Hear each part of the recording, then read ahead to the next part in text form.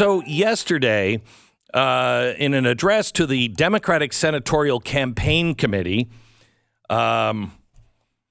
he said the country, under his leadership, is as close to Armageddon as it has been since the Cuban Missile Crisis in the 1960s.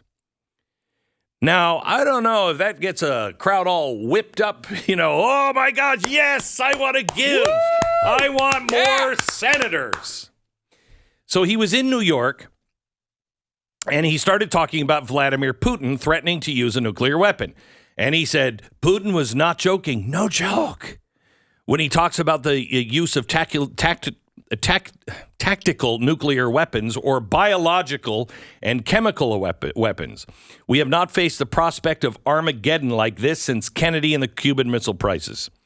Now, Russia has been backed into a corner, and you don't take a lion and back it into a corner with no escape. White House says the Biden administration has communicated directly with Russian officials about what kind of response using a nuclear weapon would bring.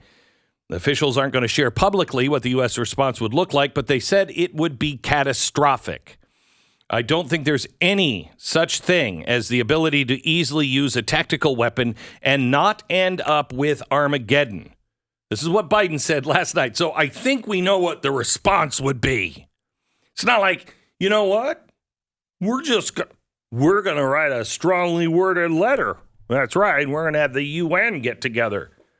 There's not such a thing as the ability to easily use a tactical weapon and not end up with Armageddon. Okay. My question is, can we have a conversation about this?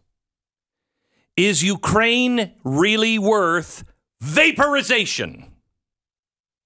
Are we really sure the guy who has been called, and I'm quoting, the wrongest man on foreign policy ever, we're really going to just do this and have no discussion about it? Don't you think we should just stop? A very disturbing thing came out yesterday. The HHS put out a press release. It said, just, normal stuff here. Just normal stuff. We're just buying some stuff, in case everybody's irradiated. You're like, what? Oh, we do this all the time. No, actually, you don't. The press release, they announced they had purchased $290 million worth of a anti-radiation drug. Now, you think of those, what are those pills that you get for thyroid? They're... Huh? Iodine pills. Okay. We have a bunch of those. Okay. That's not this. This is $290 million worth of acute radiation sickness medication. These are not potassium iodine pills. You can get those in your go bag. It's well known that the state and federal government agencies have been stockpiling that since the 1950s. The state of Delaware just announced, who's from there? Just announced it will be handing out free potassium iodide tablets to residents on October 13. What? So potassium iodide or iodate is the stuff that you take to prevent your thyroid from absorbing radiation from the dust that you might breathe in. Now, apparently, the U.S. government has enough potassium iodide for every American to have 3 days worth of doses. So there are 330 million of us. So that would mean we have about 1 billion tablets. So I think we're covered on that. So what did we just spend $300 million on? Well, the drug that the HHS says it just purchased was called N-Plate, and it's made by a company named Amgen. I'm looking into the company now. I'm trying to see if there's any other way to explain this other than they know something that we don't know. Now, this drug is used to treat acute ARS. That's acute radiation syndrome. It's used to treat blood cell injuries from severe radiation poisoning. So if you don't take the thyroid blocker stuff, you end up with acute radiation blood poisoning, I guess. So here's what's interesting. Until this press release, there is no evidence of any kind that our research team could find that Health and Human Services have ever had anti-radiation poison medication just sitting around on hand. We don't carry a stockpile of this. Now, here's the other interesting thing. If you look at the MDSS, the Material Data Safety Sheet, and you look for this drug from Amgen, the storage half-life for end plate, which is in an IV bag, is required to be refrigerated at all times.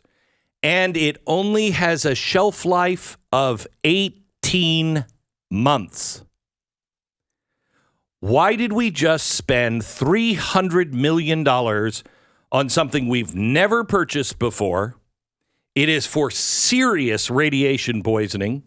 It has to be refrigerated at all times. And it only has a shelf life of 18 months. This isn't some pill that we're buying and tossing into some warehouse and store it for the next 50 years. This drug goes bad in 2024. Now, we have stuff like that. Insulin has to be kept cold until it's used, and it lasts as long as about the average goldfish. And our government just bought $300 million of this stuff. Why? I can come up with two answers. Now, we are researching this. This is based on initial research, so things could change. But the two things that I think of is, who's Amgen? What did we just give $300 million for? Who's this company? How are they connected? Are they connected? Is this another pharmaceutical company that...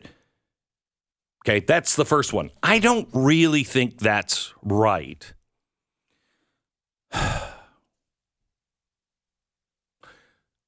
I am afraid that our government either knows nukes are coming or is itching for nukes to come. I can't explain what we're doing. We are antagonizing every step of the way in this war. And by the way, we started some more tough talk against China yesterday. Now, if I'm China, think this through with me, and I could be, this is just off the top of my head, ridiculous, Glenn, this is the kind of stuff I throw out in meetings, okay? So no thoughts on this one yet. If I'm China and I've cozied up to Russia, is it in my best interest to keep Russia from using a tactical nuke? I would say yes. Why? Because you don't want to start a world war and wipe out not only the global economy, but something that could obviously spread to your country as well. Right. Okay. So MSNBC is reporting right now, Biden warning about nuclear Armageddon. But if you look at all of the ways this plays out, Asia, the Middle East, Africa, South America, clean. Nothing happens to them. Okay? It's just nuclear nightmare. Global warming to about 7,000 degrees in Europe, Russia, and the United States. Now, you need them as buyers, but what will they need? They will need to rebuild. And remember who rebuilt Europe? We did. And did that work out well for us or not so well? If you're trying to destroy the United States, you think long term. They've got a plan to destroy the United States.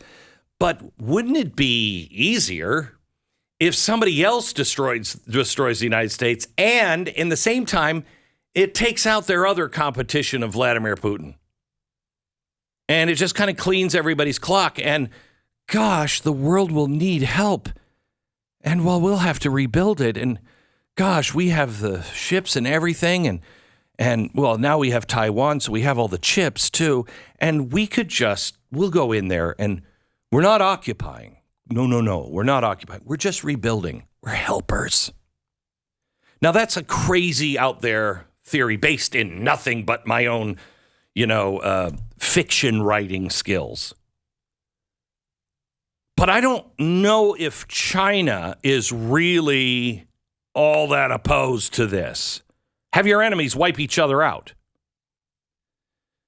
So here we are with Zelensky yesterday speaking at an Australian tank conference. I don't even know what a tank conference is. Is that where they're selling tanks? They all get together and like, hey, let's talk tanks. Tankathon. Yeah, I don't know. But anyway, he suggested that NATO should engage in what he calls preemptive action to dissuade them for using their nukes against Ukrainian soldiers. And he said we should attack them first and show them what sort of things would happen if they choose to use nukes. Now, I don't know if I've said this yet. I mean, for a while. And maybe we should, like a cuckoo clock at the top of every hour, just remind people Zelensky was a comedian. Zelensky was a comedian. It's like if we elected, Guilford Godfrey or Martin Lawrence and like, hey, should we nuke them or should we use F-35s? Nah, maybe F-35s or F-18s. What do you think?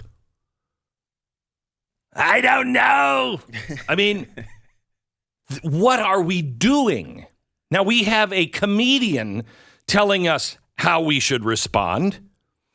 We then have the Pentagon, who brought us the wonderful debacle of Afghanistan, put us into this confrontation, is currently flexing its muscles. The Pentagon yesterday said, you know what? If China blocks the trade route with Taiwan, don't worry about it. We have the air and sea power to break that blockade. What? Am I the only person in America that says, let's not go to war? This election is vital. It is the most important election. Shut up. We have a president who says, we're close to Armageddon. The guy doesn't know what time it is for pudding. And he's telling our Pentagon, the guy who's wrong about everything, telling our Pentagon what to do, and our Pentagon has completely lost their mind.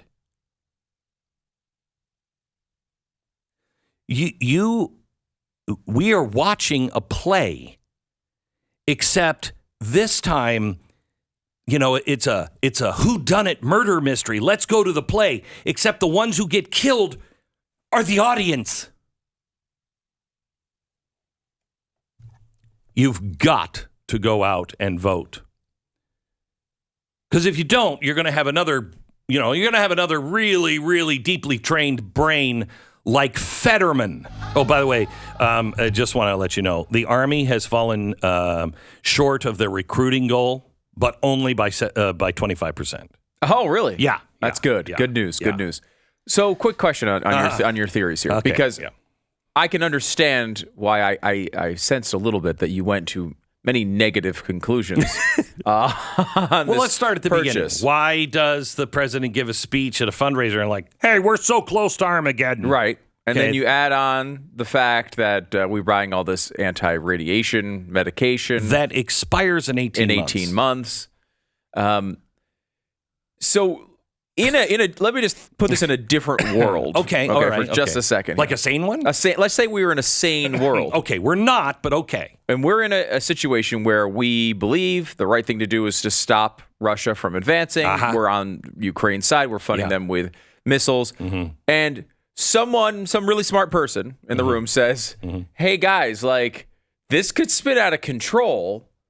We should, first of all, consider whether we should continue to do this the way we're doing it. Mm-hmm. And secondarily, we should start preparing for the worst, right? Mm-hmm. Mm-hmm. And if we, in this different world, there was an attack, then we wind up getting nuclear weapons falling on our territory. We want those ventilators. We would say, right. Yeah. We would say, hey, what a bunch of idiots in the White House for not purchasing this medication in advance. I'm with you. Right? I'm with you. So could you make the argument that in a different world with a different administration, they're acting competently here and preparing for a worst-case situation. I could even argue that in this world. Really? I could. Now you have to ask yourself, then why aren't we having wall-to-wall conversations about nuclear war? Because if they're taking it seriously enough to spend $300 million on medication, I have no faith in the Biden administration to do the right thing in any situation. Mm-hmm. But there are a bunch of people in our military who look at these things and are probably, we're skeptical of this entire operation. I'm saying, are we the people? We are being led by the elites, and we are being led into death chambers, it seems, almost every day. Look at what we're doing. Look at what we're doing on every front. Well, you know what? We're not going to prosecute criminals. Oh, okay. All right. Streets are on fire. In some cities, literally. Really bad idea.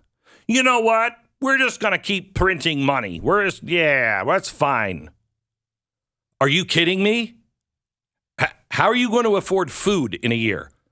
And they just keep spending. They just keep spending. How about gas? We're depleting the strategic oil reserve, the lowest it's been in 40 years. That not only ties to what we're doing with gasoline and, the environment, but it also goes right directly to war. The strategic oil reserve is for that. So he's saying we have Armageddon possibly coming, and 25% of our goals not being met for recruiting people in the military, and we are depleting our strategic oil reserve. Shouldn't we have a conversation about this? Shouldn't half of America, who is only watching CNN and all of the New York Times, shouldn't they be involved in this? Shouldn't they know? Shouldn't they know? Shouldn't somebody be talking on those channels going, hey, guys, I just want to let you know, here's the real picture. Now, what do we do about it? They're not having that conversation. The Glenn Beck Program. They're hearing Putin, bad.